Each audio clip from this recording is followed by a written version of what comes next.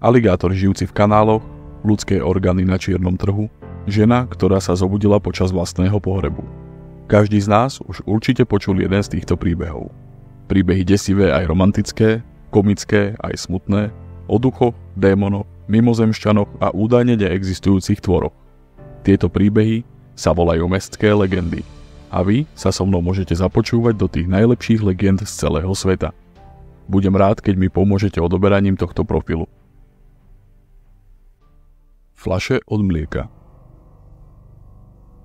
Dvaja starší muži mali obchod so zmiešaným tovarom v malom meste na americkom stredozápade. Udarila veľká hospodárska kríza a obchodu sa nedarilo.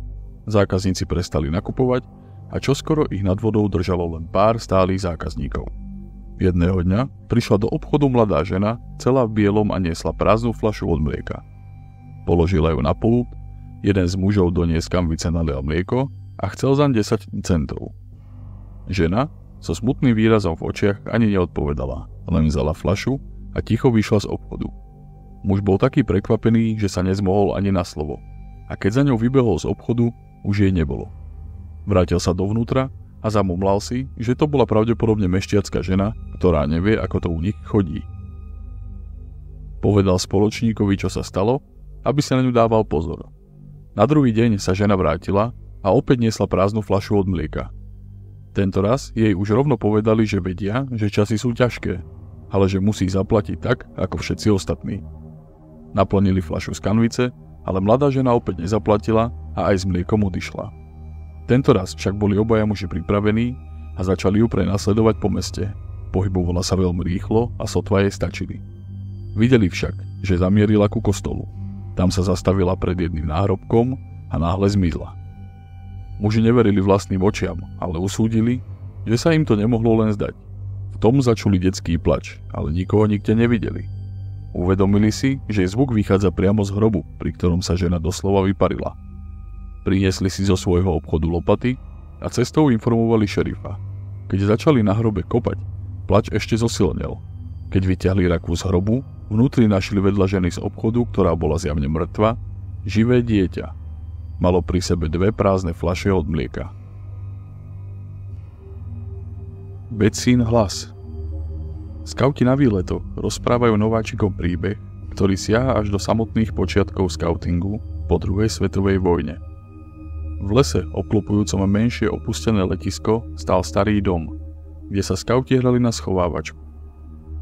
Pred vojnou kúpil dom aj pozemok lacno jeden mladý pár, Betsy a jej manžel Johnny.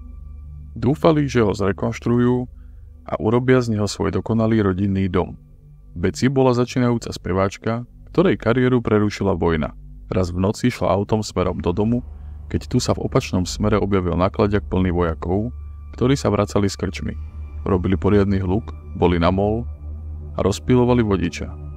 Ten na chvíľu spustil oči z cesty, aby im povedal, nech sa upokoja. Aj to však stačilo, aby sa nákladiak stočil Betsy priamo do cesty. Čolne vrazil do jej auta a ona na mieste zahynula. Jej telo bolo po nehode natoľko znetvorené, že polícia ani nedovolila manželovi Johnnymu, aby sa s ňou rozlúčil. Identifikovali ju len podľa veľkého diamantového prstenia z rodinného dedičstva, ktorý jej daroval.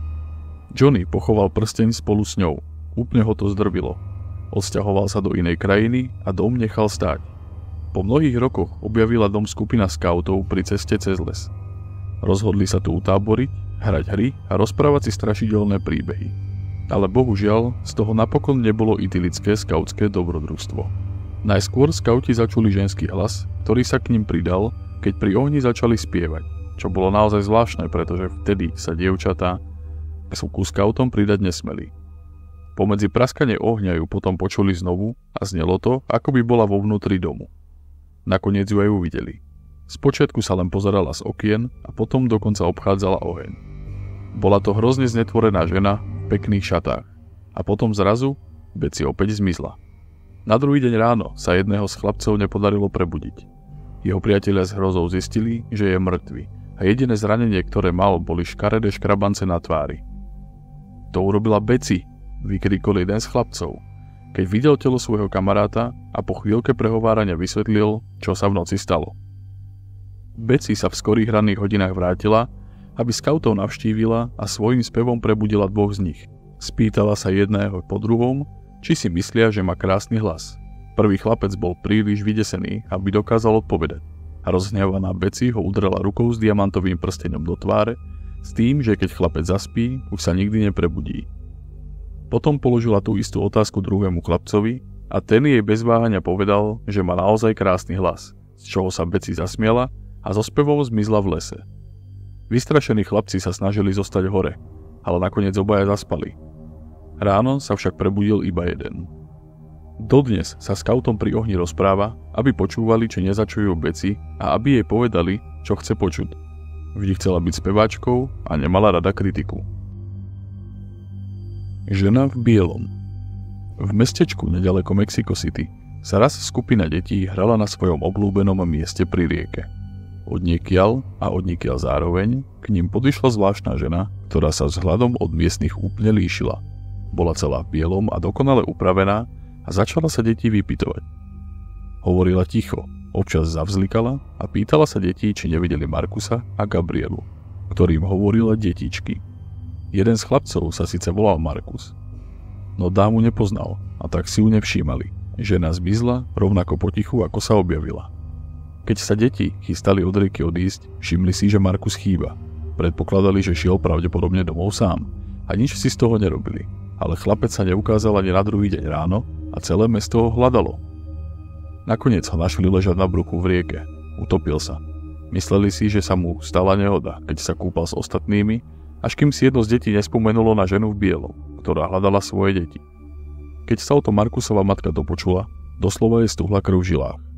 Okamžite vedela, kto jej vzal syna. Počas následujúceho mesiaca zomreli v meste ďalšie 3 deti a každému z týchto úmrtí predchádzalo stretnutie s bledou ženou v bielom, ktorá sa pýtala na svoje deti. Pred niekoľkými storočiami, keď Španieli vtrhli do Južnej Ameriky, sa krásna miestna tlmočníčka zaplietla s jedným z veliteľov vojakov a mala s ním 2 deti. Muž sa však nakoniec oženil so Španielkou a domorodej milenke aj ich potomkom sa vyhýbal. Mladá žena zo zarmútku zošalela, utopila svoje deti v rieke a sama skočila z mosta. Jej duša sa pokúšala dostať do neba, no bez detí tam nesmela a tak bola odsúdená túlať sa po zemi uväznená medzi svetom živých a svetom mŕtvych. Povesť vraví, že blúdi krajinou a hľadá svoje deti. Vezme si všetky, ktoré sa im podobajú a potom ich utopí, aby ich priviedla do neba a pokúšala sa získať odpustenie za svoje hrozné činy. Bola malá hora. Márii z Arizony raz volala jej najlepšia kamarátka Rosana. Znela veľmi rozrušene, pretože sa práve rozchádzala so svojím priateľom, ktorý v hneve odišiel z domu a tak požiadala kamarátku, aby jej robila spoločnosť. Keďže bol Máriin manžel práve na služobnej ceste, nevidela dôvod, prečo kamarátke nevyhovieť. Bolo už krátko po polnoci, keď odišla autom z domu a tmavé cesty boli pusté. Nemohla sa zbaviť pocitu, že ju niekto alebo niečo sleduje, no povedala si, že sa jej to len zdá. Asi na pol ceste ku kamarátke zastavila na červenou na križovatke, keď sa k jej autu náhle privalil temný obrys podobný oblaku dymu. A potom opäť zmizol. Na semafore naskočila zelená a Mária prudko vyrazila vpred. Hneď však zase dupla na brzdy, pretože na ceste priamo pred ňou zbadala postavu.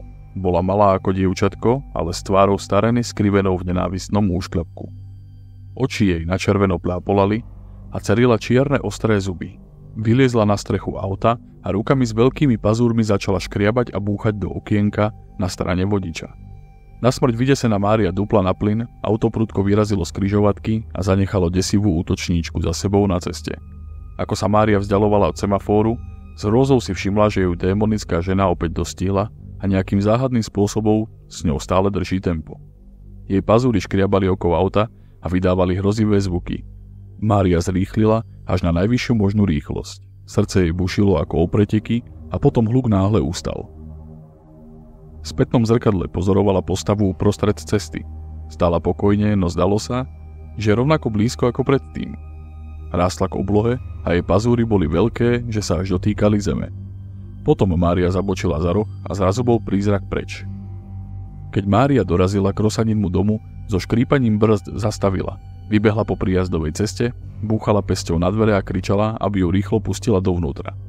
Keď jej kamarátka vydesene otvorila, Mária za sebou dvere hneď zamkla. Pozaťahovala všetky závesy a povedala Rosane, aby sa nepozerala z okna. Čo sa stalo? Pýtala sa Rosana a Mária jej popísala, čo videla na ceste. Tmavú postavu, ženu s pazúrmi a to, ako za jej autom rástla v mesačnom svetle. Kamarátka ticho počúvala. Pozerala sa na hodiny a zdalo sa, že presne vie, o čo ide. Si istá, že si zastavila na križovatke? Áno, som si úplne istá, odpovedala Mária a pozorne načúvala, či sa zvonku neozývajú nejaké zvuky. Mohla to byť La Mara hora, vysvetlila Rosana. To znamená zlá hodina. Hovorí sa, že sa objavuje na križovatke, keď má niekto zomrieť. Ak sa ti podarí uniknúť z jej pazúrov, zomrie namiesto teba niekto, koho máš rada. Mária sa vydesila, ale snažila sa to zľahčovať tým, že sa jej to všetko určite len zdalo. No dobre vedela, že sa jej to nezdalo a nedokázala sa prestať triasť. Trvalo jej hodiny, kým sa jej podarilo zaspať, ale keď sa druhý deň ráno zobudila, myslela si, že to bolo všetko určite len zlý sen. Rosana pri raňajkách nočnú udalosť nespomenula a Mária na to začala pomaly zabúdať. Neskôr, počas dňa, jej po ceste domov zvonil telefón, no nezastavila, aby ho zdvihla. Na spiatočnej ceste musela prejsť tú križovatku, kde sa jej uľavilo, keď si uvedomila, že za denného svetla sa už nebojí. Keď sa blížila domov, videla na príjazdovej ceste policajné auto. Najprv jej napadlo, že ich vykradli, alebo že jej manžela pokutujú za rýchlu jazdu. Policajti vystúpili z auta, no nič nepovedali, kým nevošla do domu. Spýtali sa, či je doma sama a oznámili jej, že jej manžela našli v hoteli mŕtvého. Domnievali sa, že ho až do jeho izby sledoval zlodej, ktorý sa násilím dostal dovnútra a pre peňaženku ho dobodal. Mária si odmietala túto skutočnosť pripustiť. Zmohla sa len na otázku, kedy sa to stalo. Asi chvíľku po polnoci, znela odpoveď. Dnes som vám porozprával príbehy, ktoré sú desivé až na niekoľké vypočutie. Príbehy, ktoré som aj ja sám počul od niekoho iného. Napríklad ten, kde sa niektorým ľuďom, ktorí majú zomrieť, zjavuje démon La Mala hora. A keď jej utečiete, máte šťastie, ale namiesto vás zomrie niekto, kto je vám blízky.